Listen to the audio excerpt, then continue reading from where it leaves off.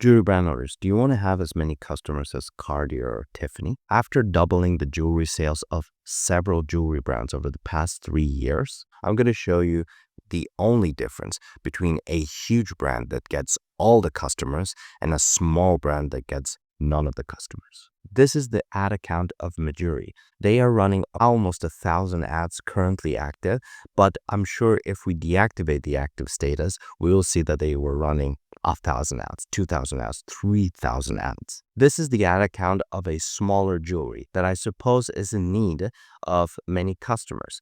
They have 0 ads. This is the ad account of Cartier. They are running 1,100 ads, just active. None of their subsidiaries counted. This is the ad account of another small jewelry brand that I suppose is also in need for customers. They are currently running 0 Facebook ads. This is the account of Tiffany & Co. They are running 1,300 ads. This is the account of Missoma. They are running 300 active ads, just the active ads. Like, forget about all the ads that they have done until now. Just right now, today, they are running 310 ads. I think it's obvious to see what's the difference between a huge jewelry brand and a smaller jewelry brand. The only difference that I have seen after taking several jewelry brands and doubling their jewelry sales is the amount that they advertised.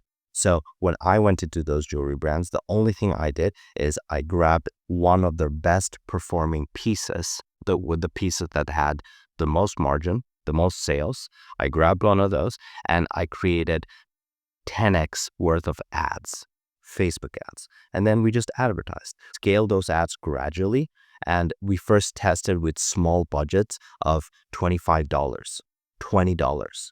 We also could spend $5 just testing visual hooks. So for any smaller jewelry brand, for any mid-sized jewelry brand that think that you need to have billions of dollars in your budget to be able to run massive amounts of Facebook ads and actually find winners and then scale those winners to the moon and get all the customers in the market, that's actually not really true.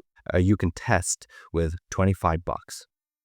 $25. So if you have $25, you can run Facebook ads and you can test really, really good visual hooks on really high margin products, get customers, and then from those ads, scale them. If you get customers, you'll have more money to invest in ads. So let me show you how this process works to be able to double your jewelry sales in just a couple of months. So the first thing that I do whenever I go into a jewelry brand and I have to 10x, 20x their marketing is the first thing I do is I grab their first winning ad, right? Let's say you don't run ads. Mine used to. Right? They were running ads, they stopped running ads, they stopped getting customers, obvious, right? However, let's say you have never run Facebook ads. What you do is you post on Instagram. You literally post like 200 times on Instagram.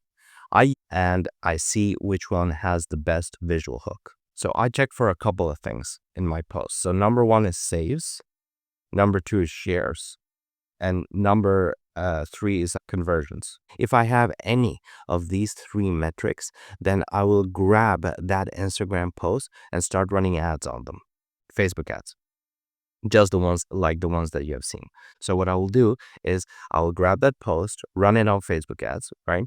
But I will create several different formats. So format number 1, we have carousels. This is basically just a bunch of either video ads or reel ads or image ads just bundled together so that a person could basically see this one and then click next and then see this one and then click next and see this one. So this is, let's say, format number 1, right?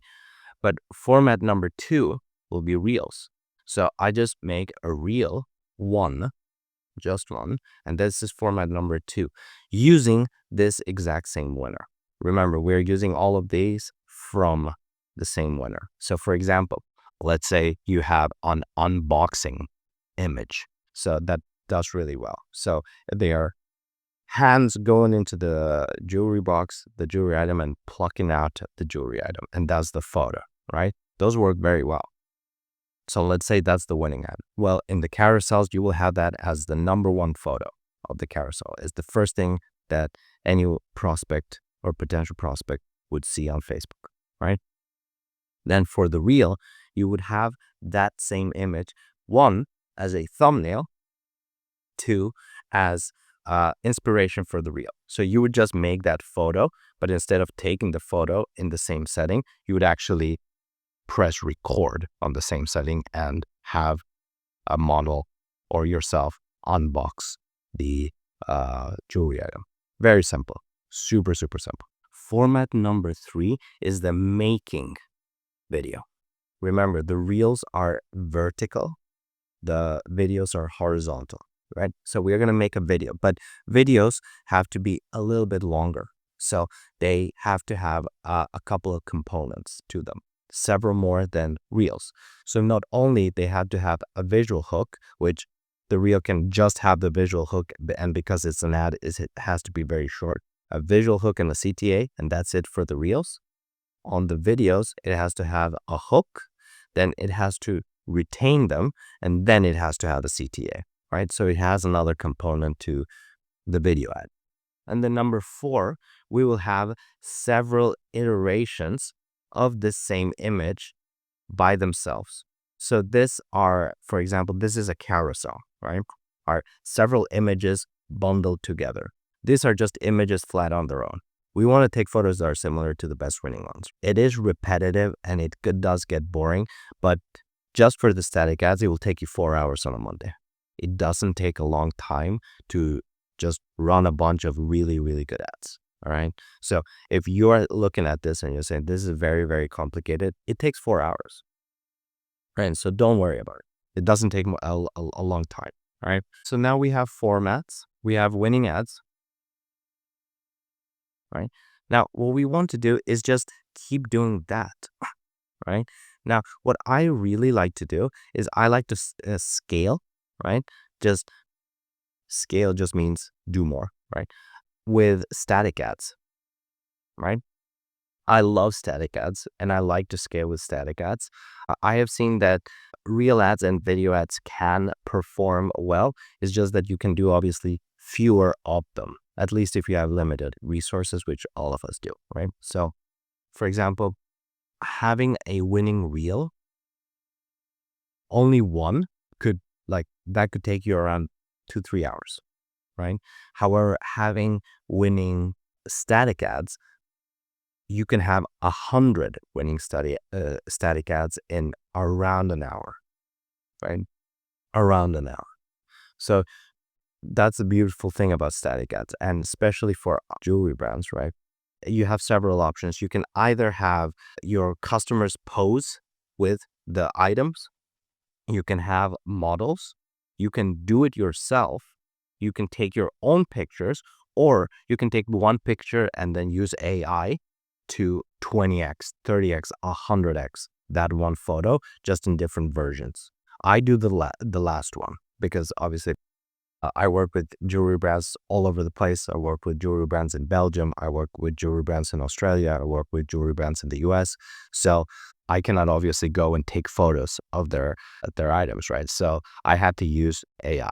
So I just grab one photo and then I have all of these formats that I can just tell the AI to put the jewelry item in these sort of formats, and the AI will do it, right? I do this with the sole reason to just 10x, 20x, 30x marketing for jewelry brands. That's the only point of it. Normally, what jewelry brand owners fear is if I put money into spending ads and I put like $900, right? Or let's say that's a lot. I'm afraid of putting $900 into ads and getting no customers. But the reality is that leads cost around, they cost less than $25 most of the time, especially a business to consumer leads. They cost less than $25, right? Most of the time they cost 15, right? So you will be having an enormous amount of leads with just that $900. So you will have an amount of leads that you will be able to say every single day for your business. I have a bunch of people here that have seen my ads, seen my jewelry, seen this specific jewelry item on the internet and have said, I want this piece. And you will have the ability to be able to either contact them, send them emails, call them, SMS them, send them a message through WhatsApp. You will have all of these different ways to be able to get a hold of this person and get them to buy your jewelry. Now, if you're an e-commerce brand, then you can get, the only thing you have to do is send more people to your page and have your page be congruent, look the same, have the same offers, have the same items as your ads. So one of the big problems about running Facebook ads is that jewelry brand owners normally have a static ad of one piece. People click that one piece and get thrown into a home page with many different pieces. None of those pieces, the original piece that they saw on the ad. So they just opt out. And then you see a conversion rate of like 1%, like 2%. Right? But what you actually want to be aiming for with a website, if you send traffic to a landing page, to a website, to an e-commerce site, or even if you have a website in which if they want the jewelry piece, they have to contact you through Instagram, that's fine. It's just that it's an additional point of friction. What we want is the journey from click to close, right? From a person seeing our ad, a complete stranger on Facebook seeing our ad, to them actually becoming a customer and giving us money for the item. We want that process to be as fast as possible. And the only way we would be able to do that is by running an enormous amount of ads, having the conversion system be very congruent, very, very quick, like within 60 seconds, right? You have to call them within 60 seconds. You have to contact them within 60 seconds if you're doing leads. If you're just doing e-commerce, then you just have to have an enormous amount of ads, the same offer on the landing page with the ads, and then a really bright checkout button, right? So that's it. It's very simple. One of the most important things that I have learned in business over the past 3 years is that product is not the number one problem, especially in these sort of businesses, right? Obviously, in SaaS, you could say like, all right, product is the most important thing. Software, right? Facebook is like, getting customers for Facebook was pretty easy, right? The difficult thing about Facebook was building Facebook, right? On the other hand, our sort of businesses, very demand constrained. Even though people want to buy jewelry, you actually have to force them a little bit, right? There has to be some sort of dance between them actually seeing your jewelry and them buying your jewelry. Just to give you an example, I believe that the best known company wins, not the company with the best product wins, right? The best known company obviously will get all the customers, not the best product, right? For example, I live in Sweden, so does everyone think IKEA, right? It has the best products, number one best products in the market? Obviously not, right? Number one, they're pretty simple. They don't ship stuff very fast. It takes a week. Then if you want to ship to your house, right? Then you have to make it yourself. Sometimes it's a little bit complicated to make some stuff, right? So it's not the best product. It takes long to get here, is not the best quality, and you have to do all the work. It's not the best product, but why do they win? Why are they the biggest company, furniture company here? And in a lot of places, why? Because everyone knows them. They have done so much marketing in so many different channels that whenever people think like we have to buy furniture, they just go IKEA, right? Why? IKEA has been in the background so many times in so many posters, different posters while they're walking in the street. IKEA furniture. It's in their subconscious. They know because they have just seen it so many times, right? So that's the example of just like the winning company is not the one with the winning product. It's the one with the winning marketing, right? There are so many spectacular marketers that have taken products that frankly, are not spectacular products, but they have taken them to the moon. Why? Because they have just advertised 100 billion times more than the next person, right? this spectacular marketer called Rory Sumnerland. He says there are businesses that have demand for it, and there are businesses that you have to go generate demand for it. So with one, you just channel demand. With the other, you have to actually go grab demand. Since jewelry brands, there are so many jewelry brands. There are online jewelry brands. There are e-commerce jewelry brands. There are just direct-to-consumer jewelry brands. There are physical, direct brick and mortar stores. Like there's so many jewelry brands all over the place. It is laughable when jewelry brand owners think that their product is the thing that's going to win, right? It's not, it's their marketing. And it's always their marketing, right? I have never seen a case with a jewelry brand that they don't grow because of the product. They are actually not growing because of the marketing. They are not marketing enough. Not good. Sometimes their marketing is like picture, upload, run ad. Like that's it, right? Or sold product, picture of happy customer, upload to ads, run ads. Like there are a bunch of those that kill. They do really, really well. They do better than anyone else on the block in their city, right? Why?